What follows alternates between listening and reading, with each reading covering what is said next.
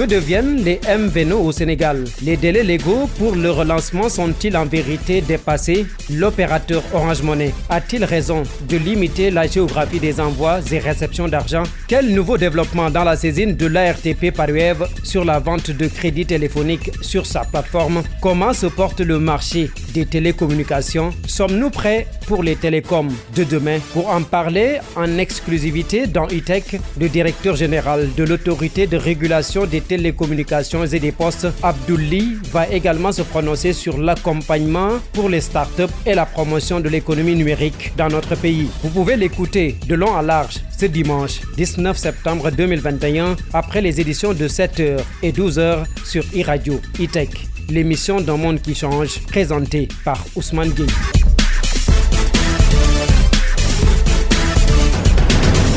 Merci encore une fois d'être au rendez-vous de votre rendez-vous, un rendez-vous dominical dédié aux technologies de l'information et de la communication sur e-Radio qui reçoit ce dimanche Abdouli, directeur général de la RTP. Bonjour Abdouli. Bonjour Ousmane. Merci encore une fois d'avoir accepté notre invitation et une fois de plus, merci d'avoir choisi E-Tech pour commenter les faits marquants de l'actualité des télécoms au Sénégal et ailleurs. Vous étiez à ce même micro le dimanche 17 mai 2020 dans la foulée, pour ainsi dire, de votre nomination en tant que directeur général de l'autorité de régulation des télécommunications et des postes, régulateur en chef, ancien directeur général d'ABM Technologies, ancien président du conseil d'administration du cabinet spécialisé en cybersécurité Saïtou SA, ingénieur en génie électrique, électronique, électrotechnique, automatisme et informatique, plus de 25 ans passés dans le numérique en Afrique et en dehors. En plus d'ABM Abdouli, vous avez aussi travaillé pour CFAO Technologies,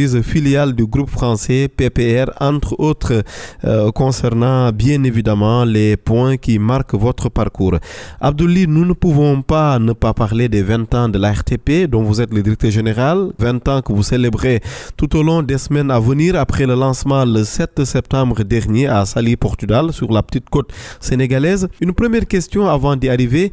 Après plus de 2 ans à la tête de la RTP, vous êtes bien dedans? Je vais vous parler un peu des télécoms. Bien sûr, je suis dedans, je suis dans mon secteur, d'autant plus que, comme vous venez de le dire, ça fait quand même un peu plus de 2 décennies que je suis dans l'univers et l'environnement des télécommunications. La RTP, la régulation des télécommunications et des postes, n'est qu'une suite logique de mon apprentissage professionnel qui n'aura pas de fin, Inch'Allah. Enfin, on comprend bien que ce n'est pas très facile arbitrer entre les intérêts de l'État, des opérateurs, des populations. C'est un métier très complexe et très compliqué parce qu'il faut savoir être au juste milieu entre les intérêts de la nation, entre les intérêts des consommateurs et les intérêts des investisseurs que sont les opérateurs. Donc savoir toujours appuyer sur des leviers pour arriver à un juste milieu autour de l'intérêt général. Oui, en tant que régulateur en chef, on dort bien? On dort bien, on ne dort pas forcément bien, d'autant plus que les intérêts sont colossaux. C'est des intérêts financiers. Des milliards en jeu? Bien sûr, des milliards en jeu, c'est des intérêts financiers, c'est une pression continue de tous les jours. Mais Dieu merci, alhamdoulilah, même si je me rends compte que mes cheveux ont beaucoup blanchi en 2 ans, autour de la régulation des télécommunications et des postes. 2 ans et 3 mois exactement, vous avez été nommé fin juin 2019. Abdouli, directeur général de la RTP, nous fait l'honneur et l'amitié d'être notre invité en exclusivité pour la 2e fois. Je dis bien 2e parce que sûrement il y en aura une 3e, entre autres parce que la RTP est bien évidemment engagée sur plusieurs chantiers. Quels sont les moments forts de ces 20 ans? Parce que je parlais de 20 ans ce n'est pas rien.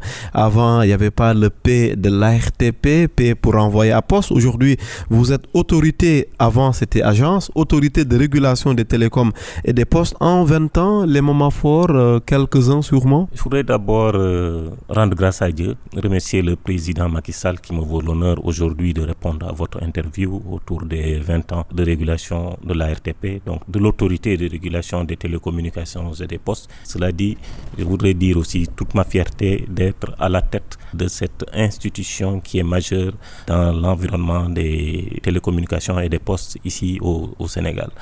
Je voudrais aussi vous remercier, vous la presse spécialisée, qui avez répondu en qualité et en quantité au 5e forum que nous avons organisé la semaine passée, forum de formation et partage avec les journalistes autour des secteurs régulés par la RTP. Ce forum est certes une veille technologique pour nous, à l'attention de la presse spécialisée que vous êtes. C'est également une activité opportuniste parce qu'elle nous permet, en vous formant, à ce que vous disiez à la population la mission de la RTP, que vous nous aidiez également à décortiquer les missions, les messages ou bien les activités que nous menons à l'intérêt de la population. Donc vraiment vous remercier, vous l'ensemble de la presse spécialisée qui avait répondu, comme je le disais tout à l'heure, en qualité et en quantité à ce forum. Cela dit, la célébration des 20 ans de l'ARTP n'a de sens que si elle permet d'avoir un retour d'expérience sur la pratique de la régulation, qui est une pratique assez compliquée et assez complexe parce que c'est une pratique mouvante d'un sujet à un autre, d'un jour à un autre. Pour ce faire, le meilleur baromètre pour nous demeure la remontée du ressenti des populations et des utilisateurs dans le but de prendre en compte leurs besoins en constante évolution à l'aune des technologies qui n'arrêtent pas de bouger, surtout tout ce qui concerne l'intelligence artificielle, l'ensemble des techniques autour d'Internet, le commerce électronique, bref, l'ensemble des défis du numérique. En conséquence, il s'agit moins de moments forts d'un programme pour ce qui concerne donc ces 20 ans à dérouler, qui cadre bien avec l'atteinte des objectifs. La rencontre avec les journalistes et professionnels de la communication et du numérique n'est qu'une étape, donc parmi d'autres, notamment une caravane d'information que nous allons organiser, un nouveau plan stratégique qui est presque arrivé à terme, sur lequel nous allons bientôt communiquer, une stratégie inclusive de gestion de la qualité des services, parce que la qualité des services, si nous restons dans nos bureaux et que nous la gérions telle que nous l'entendions sans pouvoir associer les populations, sans avoir leur ressenti, ça aurait été une qualité de service qui n'aurait pas d'impact en tout cas sur la population. Une information continue également sur la sensibilisation autour des missions de la RTP, parce que nous nous sommes rendus compte, notamment lors des CRD que nous avions commencé à faire à l'intérieur du pays, qui ont été malheureusement freinés par le coronavirus. Nous prions Dieu que cette pandémie qui plane sur nos têtes depuis plus de 2 ans, que cela devienne un mauvais souvenir. J'en profite pour exhorter l'ensemble des populations autant que possible de se faire vacciner, parce que comme le disent les spécialistes, le vaccin donne plus d'avantages que d'inconvénients, beaucoup plus d'avantages que d'inconvénients. Bref, nous sommes également sur une stratégie d'assainissement de la gestion des fréquences, une redynamisation du secteur postal fondée sur la nouvelle stratégie de l'Union postale universelle, pour laquelle nous avons assisté il y a quelques jours à Abidjan au congrès mondial qui a été couronné de succès. Nous en profitons pour féliciter en tout cas la République sœur de Côte d'Ivoire. Oui, avec, si je me trompe, l'élection d'Adama Diouf, un mot là-dessus? L'élection d'Adama Diouf qui est un collègue, qui est un collaborateur très compétent et qui, à mon sens, apportera beaucoup à cette organisation, d'autant plus qu'il apportera une vision transversale de l'activité postale, parce que c'est la première fois qu'un régulateur est nommé à ce poste, et un régulateur, il a une vue transversale sur l'activité, et je pense bien que cette élection apportera du sang neuf à l'organisation. Un nouveau poste pour quelqu'un qui est connu dans la poste, dans le secteur postal au Sénégal. Très rapidement, Abdoulaye, on reste un peu sur la qualité des services. Bien évidemment, chez vous, elle a du sens, comme pour les populations. De plus en plus, le réseau se dégrade, ou en tout cas se dégrade par endroits, notamment ces jours-ci. La RTP en parle depuis très longtemps. À Saly Portudal, sur la petite côte sénégalaise, vous avez réitéré votre engagement pour apporter des solutions à cela. Mais il se trouve que ça persiste, le problème de réseau.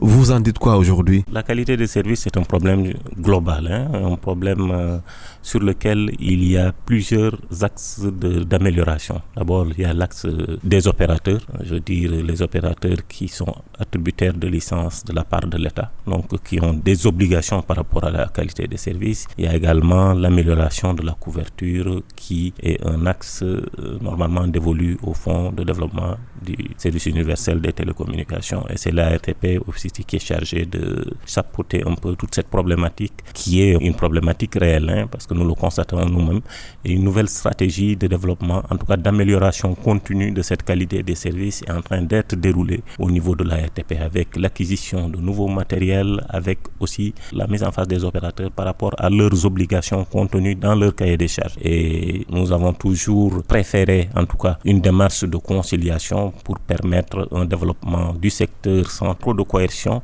mais nous allons arriver aux sanctions s'il le faut, d'autant plus qu'il y a effectivement un problème réel de la qualité des services. Et les équipes, via une nouvelle stratégie du développement de la QoS, via également, au-delà de cette stratégie, l'acquisition de nouveaux matériels, un nouveau plan de développement, les équipes en tout cas sont en train de s'affairer à résoudre définitivement cette problématique de qualité des services. Oui, mais justement, même votre prédécesseur parlait un peu de l'acquisition de ce nouveau matériel, Abdoulaye, mais on a l'impression que plus on a de nouveaux matériels, plus le problème de qualité de service devient plus important. Est-ce que vous le percevez comme ça? Non, je ne pense pas que cela soit dû à un manque de sanctions. Parce que par rapport à ce problème de QoS, il y a deux alternatives. Soit sanctionner à tout bout de champ ou bien essayer de gérer le problème pour trouver des solutions. Vous sanctionnez, les opérateurs ont des moyens tout de suite, ils payent, le problème n'est pas résolu. Ce n'est pas ce que nous souhaitons. Nous souhaitons effectivement concilier les deux. La sanction s'il le faut et puis la conciliation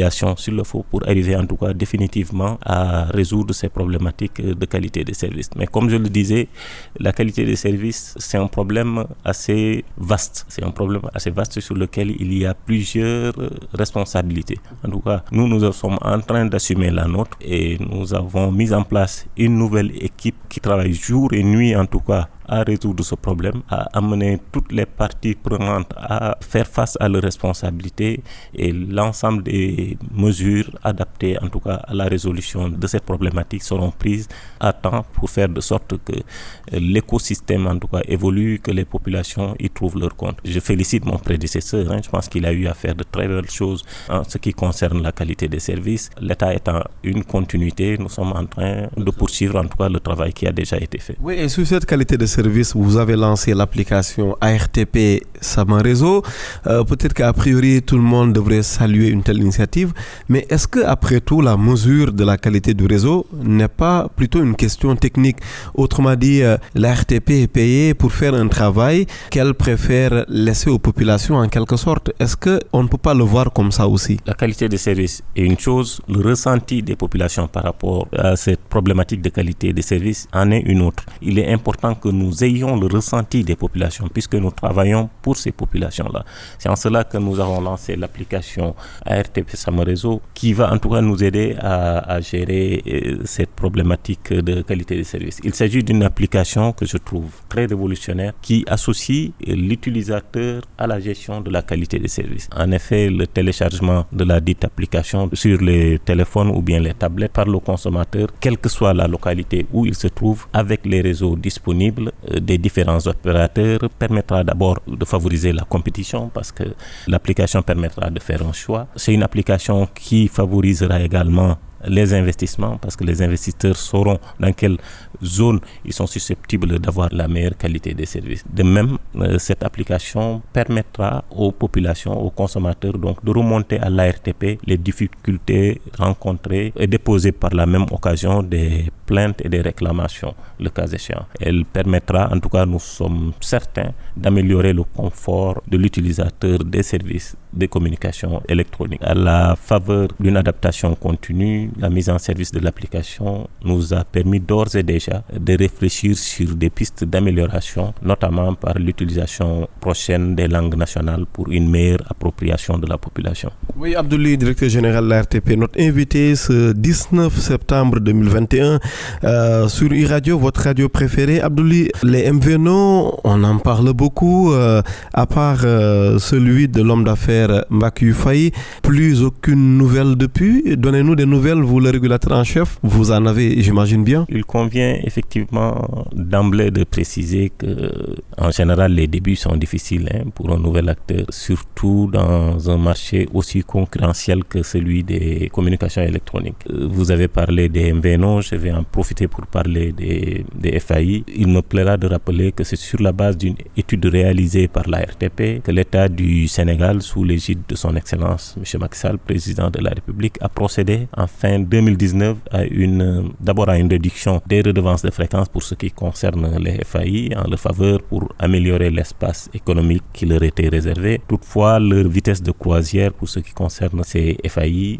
ne saurait qu'être facilitée par l'arrivée d'un nouvel opérateur d'infrastructure, ce qui vient d'être fait par la RTP et le ministère des Télécommunications et du Numérique. Au sujet des opérateurs mobiles virtuels, donc les MVNO, pour le moment, un seul a lancé ses activités commerciales, à savoir Sirius Télécom Afrique. Les deux autres n'ont pas encore démarré, nonobstant nos mises en demeure. Toutefois, dans une approche de compliance, nous nous inscrivons dans un accompagnement permanent en leur faveur, même si nous n'avons jamais perdu de vue la nécessité d'appliquer les textes dans leur rigueur ou de déployer de nouveaux leviers de régulation pour ce qui concerne ces MVN. Pour ce qui est maintenant du zoning, c'est important qu'on en dise juste un petit mot quand même.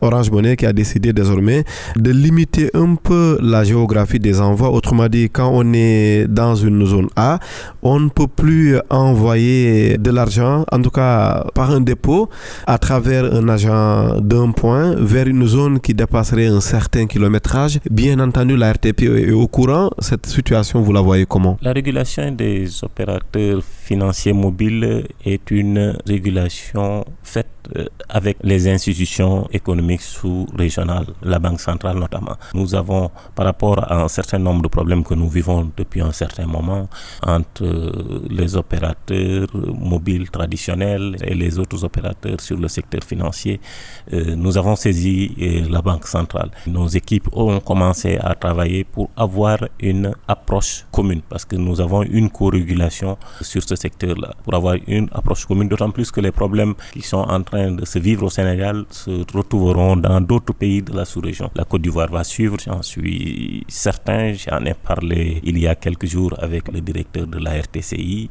Les autres pays suivront. Donc il est important qu'il y ait une approche commune avec les institutions financières sous-régionales pour que l'ensemble des problèmes soient abordés sous le même angle avec des solutions adaptées à l'environnement sous-régional, favorable et propice en tout cas au développement de nos économies. Sur un autre point, mais pour terminer vraiment avec les opérateurs de monnaie électronique, il y a cette autre affaire entre la plainte en quelque sorte ou la complainte de Wave qui estimait que ces équipes ne pouvaient plus vendre du crédit Orange sur son application. La RTP a été saisie, il y a eu du nouveau depuis? Nous avons effectivement reçu la plainte de cet opérateur que vous venez de citer et la procédure est en train de suivre son cours, donc vous me permettrez de ne pas en parler puisque l'affaire est en train d'être traitée par nos équipes. Tout à fait. Sur les télécoms de demain, c'est important, avant la pause, Abdoulaye, directeur général de la RTP, est notre invité ce dimanche sur e-radio. Comment l'autorité de régulation des télécoms que vous dirigez se prépare à ces télécoms de demain?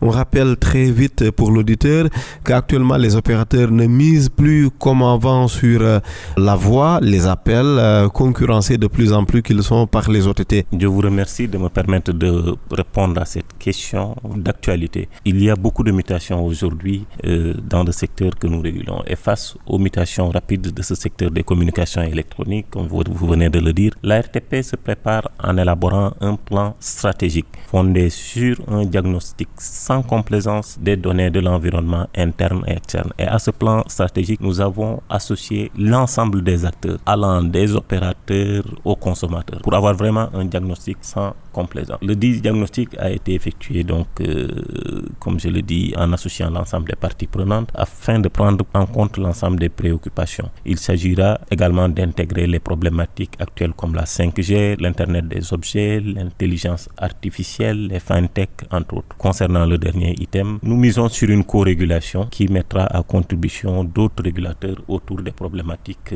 horizontales dans lesquelles la RTP ne gère que les aspects liés au support technique. Nous venons d'en parler tout à l'heure avec les problèmes entre Wave et Orange notamment. En effet, dans le contexte actuel, aucun régulateur ne peut travailler efficacement en vase clos. Donc la co-régulation, elle est bienvenue dans ce contexte actuel. J'ai entendu récemment la BCEAO en parler dans une rencontre à Dakar. Vous avancez un peu sur ce projet de co-régulation. Ça va d'ailleurs prendre quelle forme? Un comité où vous deux serez représentés, quelque chose comme ça? J'ai moi-même écrit un courrier au gouverneur de la Banque centrale. J'ai eu à échanger avec le directeur de l'Agence nationale de la Banque centrale et les équipes se sont rencontrées la semaine passée.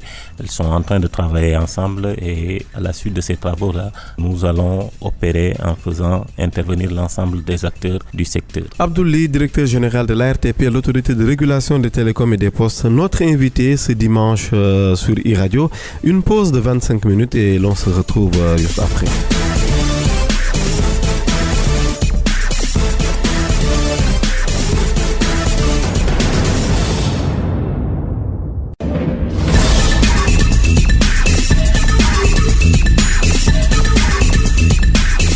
Abdoulaye, directeur général de l'ARTP, l'autorité de régulation des télécommunications et des postes, est notre invité ce dimanche sur e-radio. Une interview qui revient sur le rôle de l'autorité en charge bien évidemment de la régulation pour les télécoms et les postes. Nous parlons aussi de qualité de service parce que s'il y a une thématique qui revient régulièrement concernant les télécoms au Sénégal, c'est bien évidemment cette question liée à la qualité de service, même si l'ARTP vient de lancer, et Abdoulaye nous l'a dit dans la première partie, une application pour aider les populations à mieux mesurer, donc donner leur ressenti elles-mêmes à leur niveau. Quels sont selon vous les projets qui ont été les plus impactants ces dernières années et réalisés par vos équipes, la RTP? Merci beaucoup, M. Gueye. Tout ce que nous faisons tous les jours est impactant pour les populations. Tous les projets de l'ARTP sont importants et impactants pour les populations, en ce sens que l'ARTP est investie d'une mission de service public dont l'attribut fondamental est la recherche de l'intérêt général, comme je l'ai dit. C'est cela la régulation. Toutefois, face au contexte actuel, l'amélioration de la qualité des services, la modernisation du secteur postal, vous venez de le dire, on n'en parle pas beaucoup. C'est un secteur très très important pour nous. Donc l'amélioration et la modernisation du secteur postal via la digitalisation pour laquelle nous sommes en train d'accompagner la Société nationale de la Poste. La promotion également des leviers de régulation en faveur de l'innovation et de la prise en compte des nouveaux enjeux mondiaux constituent des projets présentant un meilleur impact sur les besoins évolutifs des populations. Nous faisons tous les jours notre autocritique pour nous améliorer parce que l'amélioration constitue notre credo au vu de la mutabilité du service public qui doit s'adapter aux besoins des populations. Néanmoins, au vu des problèmes de la qualité des services dans le réseau, malgré les efforts d'investissement des opérateurs et de la nécessité de moderniser le secteur postal, dont les prestations doivent impérativement emprunter les raccourcis et les opportunités offertes par le numérique, ces deux items apparaissent aujourd'hui comme des points d'amélioration essentiels sur lesquels il faut mettre l'accent avec des leviers de régulation orientés vers l'innovation. Et revenons un peu, Abdoulaye, s'il vous plaît, sur la Poste. C'est important. Actuellement, sur la digitalisation, comment l'accompagnement se fait en direction de notre Poste? Nous sommes en train d'accompagner la Poste sur plusieurs secteurs. Je tiens d'ailleurs à féliciter mon frère Abdoulaye Bibi Baldé pour le courage, en tout cas, et l'énergie qu'il met en œuvre pour le développement de la Poste. Tout est opportunité de croissance pour la Poste en Afrique. La Poste a un réseau, un maillage extraordinaire de l'ensemble de nos territoires. La Poste a des ressources humaines à suffisance, peut-être même un peu pléthorique dans certains pays. La Poste peut profiter en tout cas du développement extraordinaire du commerce électronique. Donc, tout ça pour vous dire que la Poste a des opportunités de croissance extraordinaires.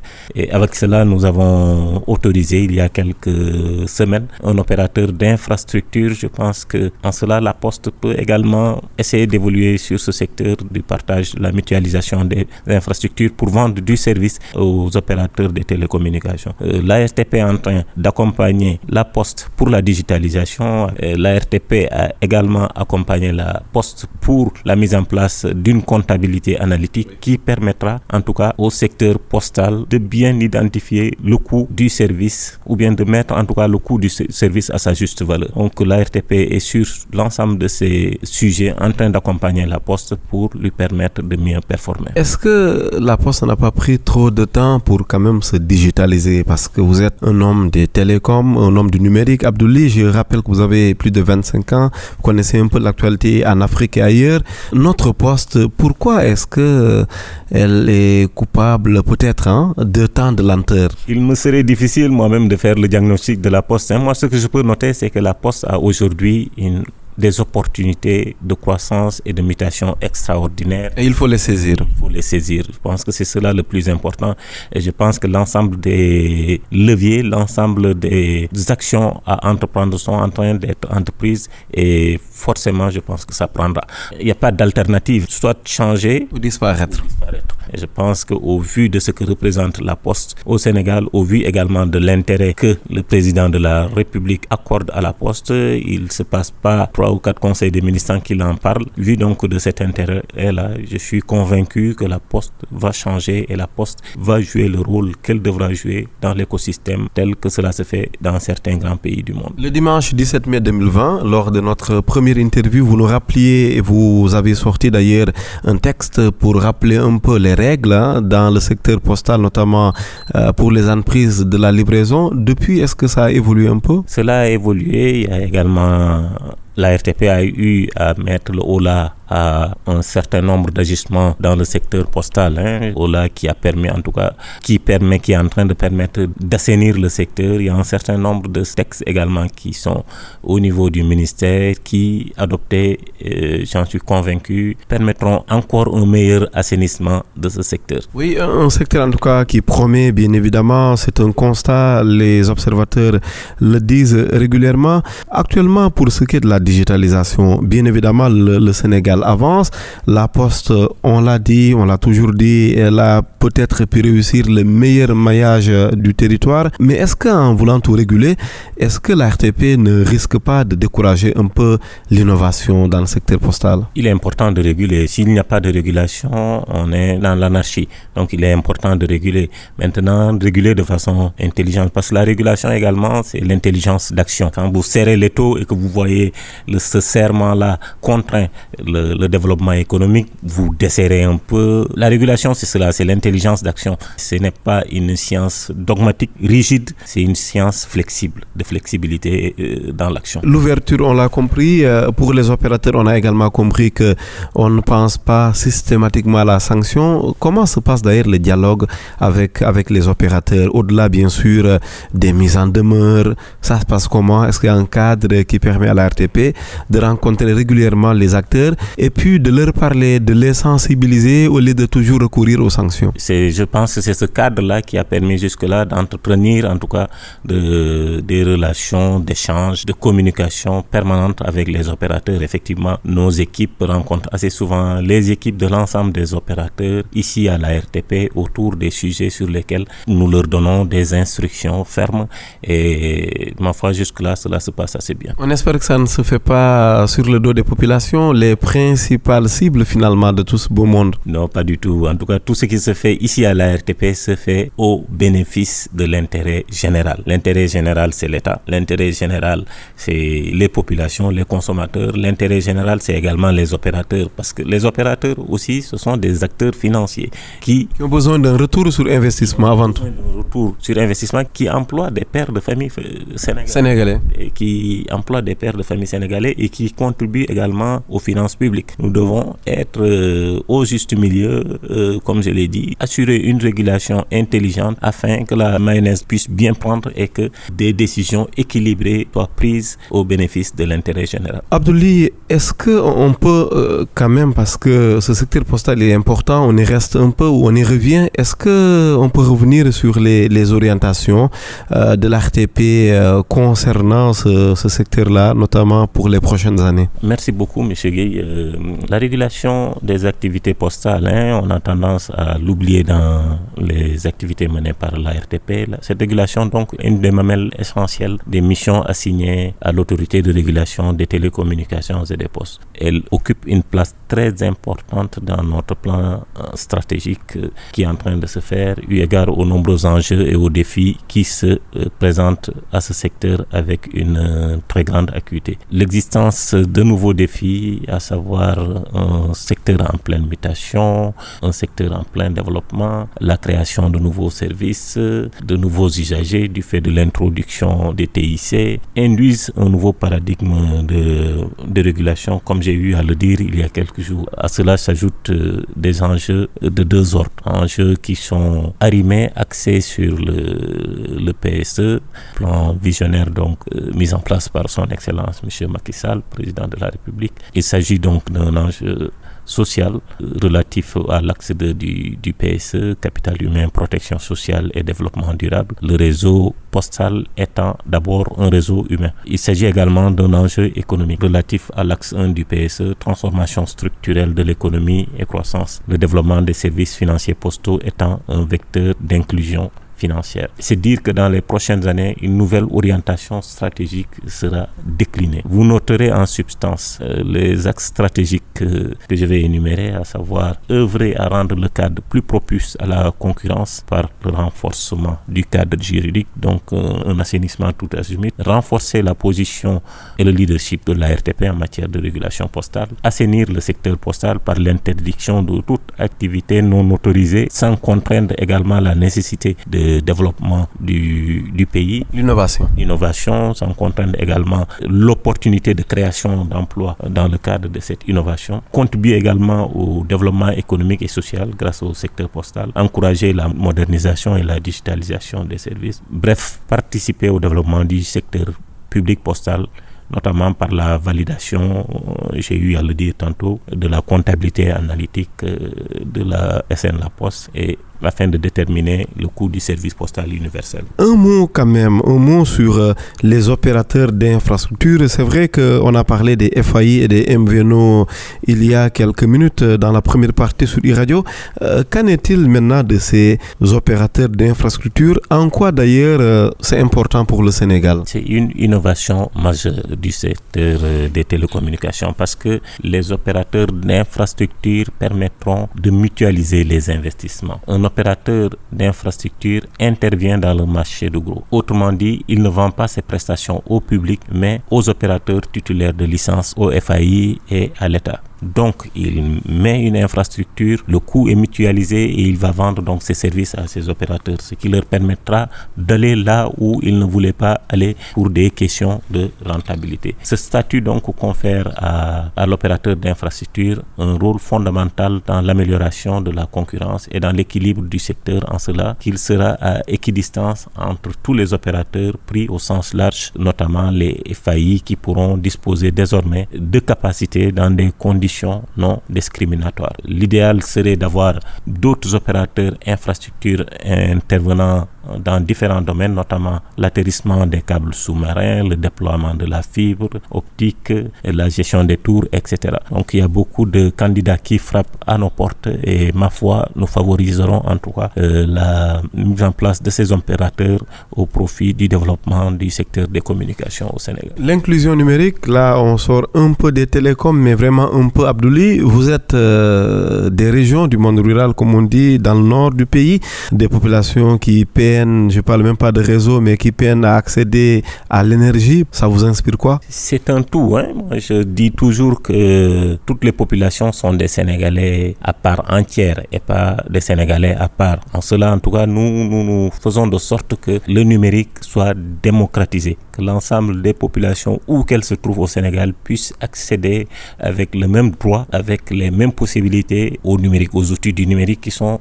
des outils de développement, qui sont des outils qui favorisent en tout cas, qui sont des outils d'enjeu de sécurité nationale, des outils d'enjeu de santé publique, des outils en tout cas auxquels tout le monde devrait accéder. Et nous militons pour cela, nous faisons de sorte en tout cas que l'ensemble des populations où qu'elles se trouvent puissent disposer de ces outils-là.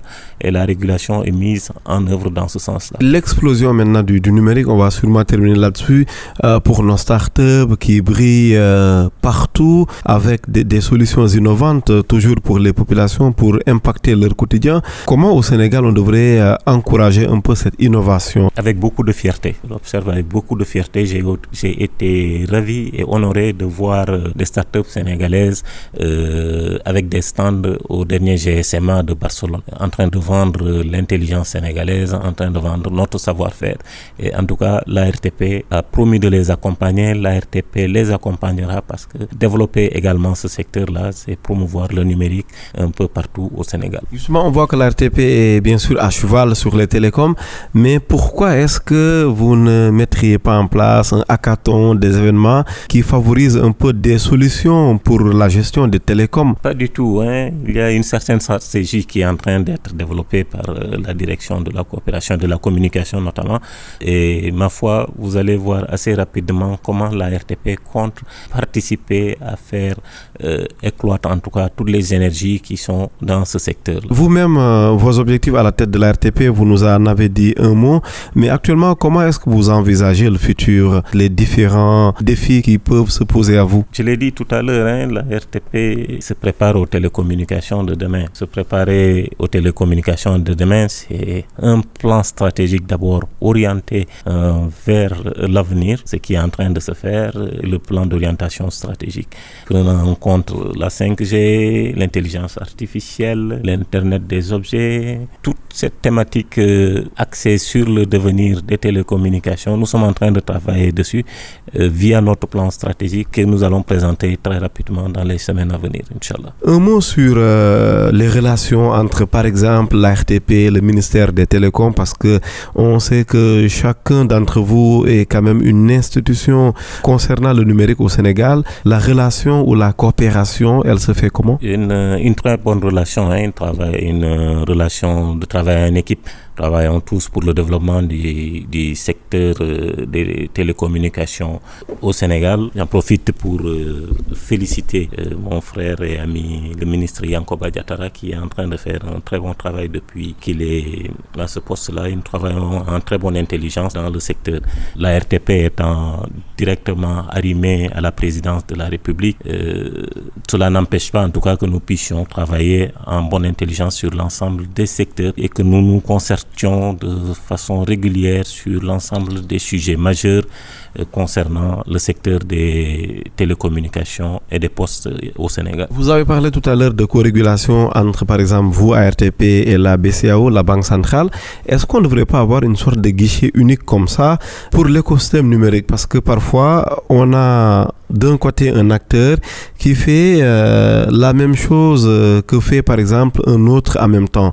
Est-ce que ce manque de dialogue-là, il ne risque pas d'impacter négativement la marche du numérique? Il n'y a pas de manque de dialogue. Je pense qu'il y a un travail en très bonne intelligence ensemble entre l'ensemble des acteurs, que ce soit le ministère, la DIE, j'allais le dire, et la RTP. Sur l'ensemble des sujets majeurs, nous nous accordons et puis nous discutons plutôt, nous nous accordons et nous trouvons la solution adaptée, la réponse adaptée à la question du moment qui se pose de façon régulière et constante. Nous échangeons des informations, nous accordons nos positions pour en tout cas l'intérêt général qui est celui de notre pays. L'engagement des acteurs parfois en politique, c'est querelle un peu de tendance, ça ne risque pas d'impacter aussi? Aujourd'hui, je pense que l'engagement, il est un engagement au sein de Benno Bokk Yakaar, qui est un engagement commun, une vision commune définie et drivée par le président de la République. Je pense qu'il n'y a pas de péril dans la demeure pour ce qui concerne l'engagement et les orientations. Ce sont des orientations et un engagement défini et drivé par le président de la République pour lequel tout le monde œuvre pour la réussite de cette politique-là. Je pense qu'il n'y a vraiment pas de problème sur ce sujet-là. Comme je l'ai dit, très bonne collaboration, très bonne entente entre l'ARTP et les différents acteurs étatiques travaillant autour du numérique. Je vous promets que ça va être la dernière provocation de ce numéro, Abdoulaye. Pourquoi est-ce que toutes ces personnes, toutes ces autorités dont vous qui travaillent pour l'État s'estiment obligées de dire son excellence, sa vision? C'est une instruction au sommet de l'État ou c'est vous seulement qui estimez à votre niveau que c'est important de faire œuvre de reconnaissance un peu? Je vous remercie de votre question qui est très pertinente. En ce qui me concerne... Parce qu'ailleurs en France notamment, on ne le constate pas.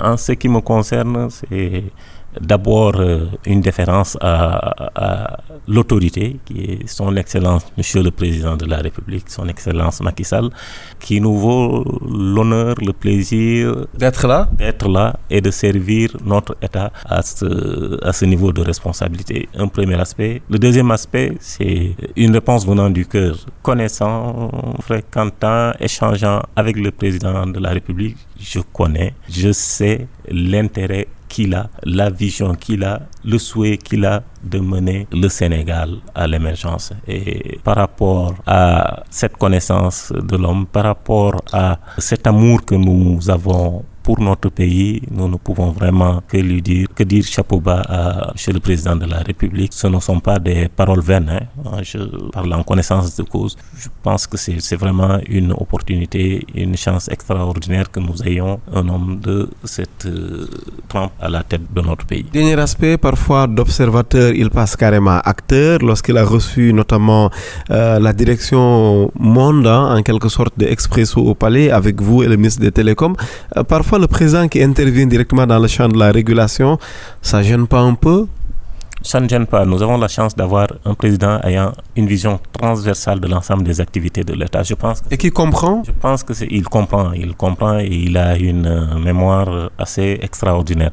Et je pense que c'est peut-être son profil d'ingénieur qui en fait un homme pouvant avoir une capacité de compréhension et d'analyse transversale de la situation macroéconomique et sociale du pays.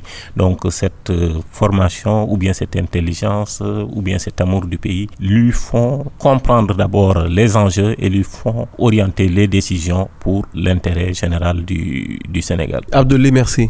Merci beaucoup Ousmane. Je vous félicite pour tout ce que vous faites pour le développement du numérique au Sénégal. Je vous suis depuis un certain nombre d'années et je vois l'acuité, l'intelligence, la connaissance thématique que vous avez pour le sujet du numérique et l'ensemble des actions que vous mettez en œuvre pour le développement de ce numérique. Vous, avec l'ensemble des autres acteurs qui êtes venus nous rejoindre lors de ce 5e forum de formation à l'intérêt en tout cas du secteur de la presse spécialisée. Je vous remercie et je vous encourage pour votre action militante pour le développement de notre pays. C'est vous surtout l'expert, Abdoulaye. Merci infiniment pour la disponibilité. Merci encore une fois pour avoir renouvelé votre confiance à E-Tech. Là actuellement, c'était la deuxième interview que vous nous accordez en l'espace de quelques mois, pour ne pas dire de quelques années. Merci infiniment à vous, chers amis auditeurs, d'avoir suivi. Cette émission est à retrouver à l'instant sur nos plateformes en ligne, sur nos plateformes digitales. Merci encore une fois d'avoir été au rendez-vous. Excellent dimanche et excellente semaine.